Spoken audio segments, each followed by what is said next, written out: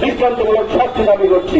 যদি আপনারা তাদের পর্যাপ্ত নিরাপত্তার বর্তমানে অভাব রয়েছে, সেই অভাবের সুযোগে দুর্বৃত্তরা চিকিৎসকের উপর প্রতিনিয়ত হামলা করে যাচ্ছে। সেই হামলার আমরা তীব্র প্রতিবাদ জানাচ্ছি এবং ভবিষ্যতে যাতে এই ধরনের পুনরাবৃত্তি কোনো না ঘটে দৃষ্টান্তমূলক শাস্তি দাবি করছি।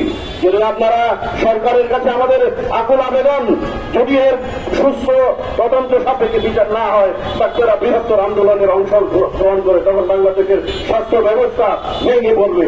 আমরা এর আগেই মাননীয় প্রধানমন্ত্রীর কাছে আমাদের উদাত্ত আহ্বান, যারা এই অপকর্মের সাথে জড়িত, যারা বাংলাদেশের দুর্যোগ মুহূর্তে নিজের যান বাজি রেখে অংশগ্রহণ করেছে, মানুষের পাশে এসে রেখেছে, তাদেরকে জনসমক্ষে এইভাবে তার উপর অত্যাচার করেছে, তার উপর নির্দ্বিধায় করেছে, আহত করেছে, তার এই বিষয়ে আমি তার তীব্র নিন্দা জানাচ্ছি এবং দৃষ্টান্তমূলক শাস্তি জানাচ্ছি এবং দেব আমাদের এটার পাশে আছে, আহত চিকিৎসকদের পাশে সবসময় ছিল।